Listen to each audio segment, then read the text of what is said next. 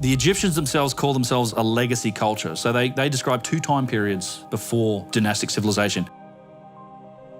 Even today, archaeologists and Egyptologists will tell you 70 to 85% of ancient Egypt is still buried beneath the sea. We're looking at the remnants of a lost civilization, the tools that we found, the way they lived their life. That's the job of the Egyptologist. In the remote corners of the world where time has seemingly stood still, ancient mummies have emerged from their icy and arid tombs in a state so perfectly preserved that one can't help but wonder, could they one day be brought back to life? As technology advances, the question lingers, could these extraordinary relics of the past ever walk among us again? The Siberian Ice Maiden, also known as the Ukok Princess, was discovered in 1993 by Russian archaeologist Natalia Polosmak on the Ukok Plateau in the Altai Mountains of Siberia.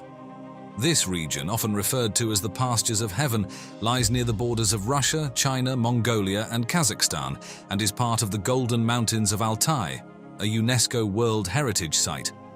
The plateau is renowned for its stunning natural beauty and holds deep spiritual significance for the indigenous Altai people, who regard it as a sacred burial ground. The Altai Mountains are rich in cultural heritage, featuring ancient rock carvings and kurgans, or burial mounds, that date back to the Pazyryk culture of the 5th century BCE. The discovery of the Ice Maiden occurred during an excavation of a kurgan, which had remained untouched for over 2,500 years. The permafrost of the Altai Mountains preserved the body and the burial artifacts, allowing them to remain in an exceptional state of preservation. The Ice Maiden was found within a wooden coffin, buried alongside 6 horses that were likely sacrificed to accompany her into the afterlife. The Ice Maiden was adorned in a long, richly embroidered gown, and her head, shaved except for a tall wig, was decorated with feathers and a carved wooden headdress. One of the most remarkable aspects of the discovery was the intricate tattoos on her body, featuring stylized animal motifs which showcased the sophisticated artistry of the Pazyryk culture. Her face had been painted with red pigment, further indicating her high status and possible spiritual role within her society. The discovery of the Siberian Ice Maiden has been shrouded in mystery and controversy. The Altai people believe that disturbing her grave angered the spirits, leading to increased seismic activity and landslides in the region. This has fueled local superstitions and the belief that the Ice Maiden should not have been removed from her resting place. The debate over her ethnicity also adds to the mystery. Some researchers suggest she was of Scythian descent, while others believe she belonged to a Proto-Turkic group, reflecting the enigmatic nature of the Pazyryk culture itself. One intriguing theory posits that the Ice Maiden may have been a priestess or shaman of high status, supported by the elaborate nature of her burial and the spiritual significance of her tattoos. Another theory suggests that she was a sacrificial victim, possibly buried alive as part of a ritual to appease the gods or ensure the fertility of the land. The lack of disease or trauma on her body and her relatively young age at death support this idea. However, the true identity and purpose of the Siberian Ice Maiden remain a mystery, adding to her allure and the fascination she evokes. The Ukok Plateau, where the Siberian Ice Maiden was discovered, is a region of extraordinary natural beauty and cultural significance. The high elevation and harsh climate of the plateau have preserved many ancient burial mounds, making it an invaluable site for the study of ancient cultures. The Altai people regard the plateau as a sacred space, believing that the spirits of their ancestors reside there. The discovery of the Ice Maiden has heightened the sense of mystery and reverence associated with this remote and spiritually significant location. Another remarkable mummy lies in the Capuchin catacombs of Palermo, Italy, preserving the memory of a young girl named Rosalia Lombardo, whose lifelike appearance continues to mystify and captivate those who visit. Rosalia Lombardo, known as the Sleeping Beauty, is one of the world's best preserved mummies. Born in Palermo, Sicily in 1918, Rosalia tragically passed away from pneumonia. Her father, Mario Lombardo, devastated by her death, sought the expertise of Alfredo Salafia, a renowned Sicilian embalmer, to preserve her body. Rosalia was placed in the Capuchin catacombs of Palermo, an underground burial site housing thousands of mummified bodies dating back to the 16th century. Initially used for Capuchin friars, the catacombs eventually became a final resting place for Palermo's wealthy and prominent citizens. Rosalia's mummy has been on display in the Capuchin catacombs since her interment, but it wasn't until the mid-20th century that her remarkable preservation began to draw widespread attention. Her lifelike appearance, with her skin, hair, and even internal organs remaining intact, has fascinated visitors and scientists for decades. Rosalia is kept in a small glass coffin, lying as if peacefully asleep, with her head slightly turned to the side. The preservation of Rosalia Lombardo's body is nothing short of extraordinary. Her skin remains smooth, her facial features are perfectly preserved, and her blue eyes are still visible beneath her eyelids. This remarkable state of preservation is due to the embalming technique used by Alfredo Salafia, who combined chemicals such as formalin, zinc salts, alcohol, salicylic acid, and glycerin. The use of zinc salts, in particular, is credited with giving her body the rigidity and lifelike appearance that has made her famous.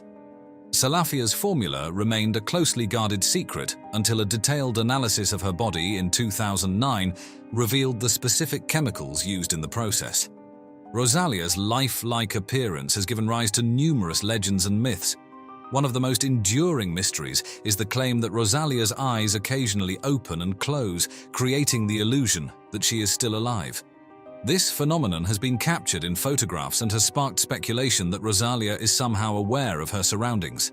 However, experts believe that this effect is due to changing humidity levels in the catacombs, causing the mummy's eyelids to contract or expand slightly.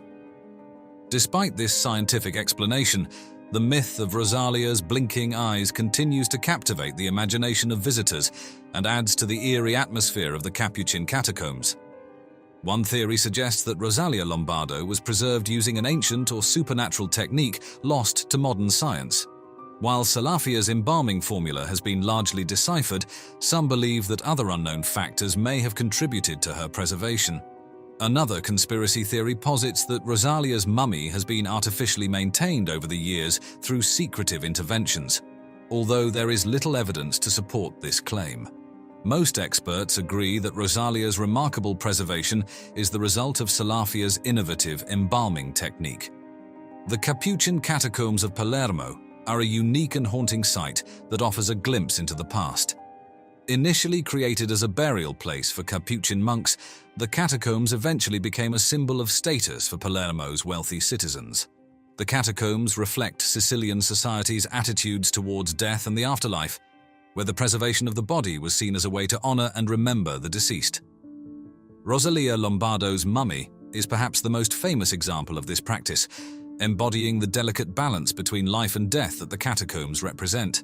The Capuchin catacombs remain one of Palermo's most visited tourist attractions, drawing visitors from around the world to see the sleeping beauty and the other mummies that inhabit this eerie and fascinating place. As the Capuchin catacombs of Palermo continue to fascinate with their mummified residents across the world in China, the discovery of the Tarim mummies offers another profound connection to ancient civilizations, revealing secrets buried for millennia in the arid sands of the Taklamakan Desert. The Tarim mummies were discovered in the Tarim Basin, located in the Xinjiang Uyghur Autonomous Region of China. This arid region, situated in the Taklamakan Desert, is one of the most remote and inhospitable places on Earth. The mummies, dating back as far as 1800 BCE, were found in a series of ancient cemeteries spread across the basin, with notable discoveries at sites like Kevrigul, Yingpan, and the small river cemetery known as Xiaohe. The Tarim Basin is part of the Silk Road network, a series of trade routes that connected the East and West for centuries. Early discoveries were made in the early 20th century by archaeologists like Aurel Stein and Sven Hedin. But it wasn't until the late 20th century that these mummies gained significant attention for their exceptional preservation and unexpected European-like features. The discovery of the Tarim mummies was a gradual process, with different expeditions uncovering various burial sites over several decades. The harsh desert environment played a crucial role in preserving the mummies, as the dry air and salty soil prevented the decay of organic material. The most intriguing aspect of the Tarim mummies is their European-like features. Genetic studies have revealed that they had a mix of Western and Eastern Eurasian ancestry, suggesting that the Tarim Basin was a crossroads for different cultures and peoples. The first samples, carefully extracted from royal mummies, told a story that contradicted everything carved in temple walls.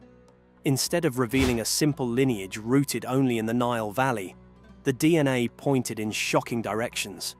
Certain pharaohs carried markers tied not just to Africa, but to the Near East, the Levant, and even distant stretches of Europe. This discovery shattered the idea of Egypt as an isolated civilization. It suggested that the royal families who commanded the building of pyramids and ruled as living gods may have been linked to far-flung peoples across continents. But it wasn't just the unexpected connections that startled researchers. Deep within the genetic code, evidence of inbreeding surfaced, a practice among the ruling elite designed to keep the bloodline pure. Pharaohs often married sisters, daughters, and close relatives to preserve divine authority. The DNA confirmed this chilling truth, revealing deformities, weakened immune systems, and genetic disorders. Tutankhamun, Egypt's boy king, showed signs of a clubfoot and a frail frame.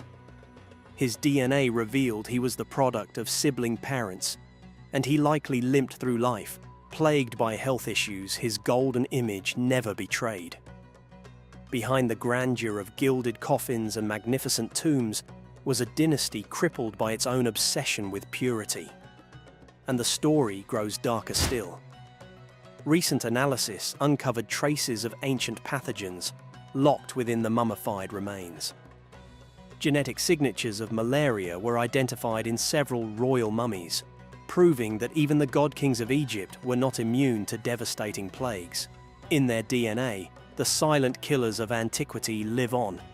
Diseases that shaped history, toppled dynasties, and remind us that no empire, however mighty, can escape nature's grip. Yet the most unnerving revelations lie not in disease or deformity, but in ancestry. A landmark 2017 study on 90 mummies from Abu Sir el-Melek revealed that these ancient Egyptians were genetically closer to populations from the Near East than to modern Egyptians living along the Nile today. This finding raised a haunting question.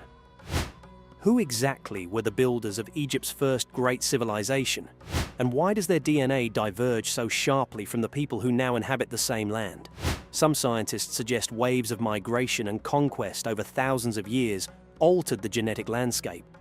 Others whisper of something far stranger, that the earliest Egyptians may have been descended from populations now lost to history, erased before our written records began.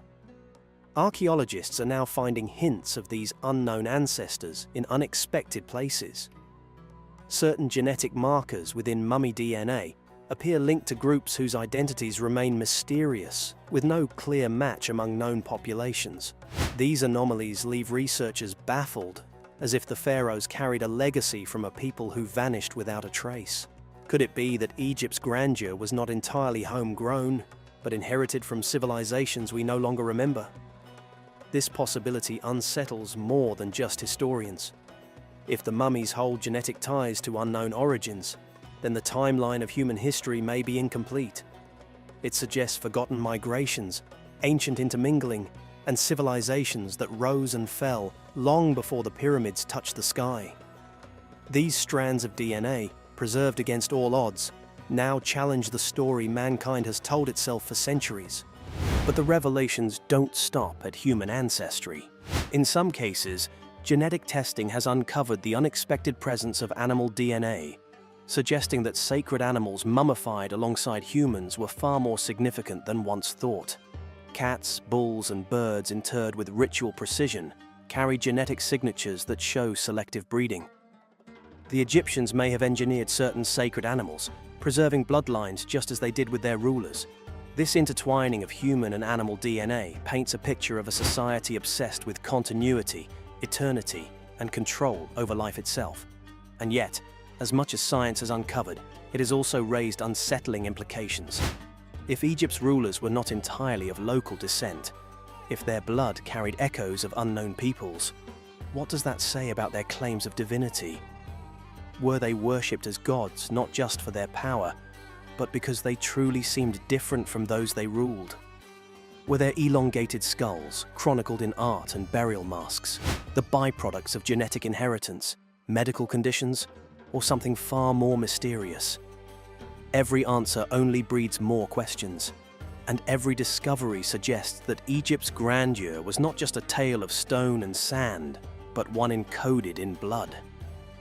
As technology advances, scientists will continue to probe deeper, extracting hidden truths locked in ancient cells. Each breakthrough threatens to overturn another chapter of the story we thought we knew. The DNA of Egypt's mummies does not merely confirm the past, it unsettles it, twists it, and forces us to look at history with new eyes. In the end, the most chilling revelation is this: the mummies of Egypt are not silent at all. Within their bones, their blood still speaks, and what it tells us may be darker than any myth, more haunting than any curse. The story of Egypt's rulers is written not only in stone and scripture, but in the fragile, terrifying code of life itself. And that story has only just begun to be read. The shocking DNA results from Egypt's mummies shattered our understanding of the ancient world. But the revelations don't end there. Deep within the sands, a perfectly preserved mummy has been uncovered, so intact that some believe it could one day be brought back to life. Join me as we step into a discovery that blurs the line between history and the future. The Egyptians themselves call themselves a legacy culture, so they describe two time periods before dynastic civilization. Even today, archaeologists and Egyptologists will tell you 70 to 85% of ancient Egypt is still buried beneath the sea. We're looking at the remnants of a lost civilization, the tools that we found, the way they lived their life. That's the job of the Egyptologist. In the remote corners of the world where time has seemingly stood still, ancient mummies have emerged from their icy and arid tombs in a state so perfectly preserved that one can't help but wonder, could they one day be brought back to life? As technology advances, the question lingers, could these extraordinary relics of the past ever walk among us again? The Siberian ice maiden, also known as the Ukok princess, was discovered in 1993 by Russian archaeologist Natalia Polosmak on the Ukok Plateau in the Altai Mountains of Siberia. This region, often referred to as the pastures of heaven, lies near the borders of Russia, China, Mongolia, and Kazakhstan, and is part of the Golden Mountains of Altai, a UNESCO World Heritage Site. The plateau is renowned for its stunning natural beauty and holds deep spiritual significance for the indigenous Altai people, who regard it as a sacred burial ground. The Altai Mountains are rich in cultural heritage, featuring ancient rock carvings and kurgans, or burial mounds, that date back to the Pazyryk culture of the 5th century BCE. The discovery of the Ice Maiden occurred during an excavation of a kurgan, which had remained untouched for over 2,500 years. The permafrost of the Altai Mountains preserved the body and the burial artifacts, allowing them to remain in an exceptional state of preservation. The Ice Maiden was found within a wooden coffin, buried alongside 6 horses that were likely sacrificed to accompany her into the afterlife.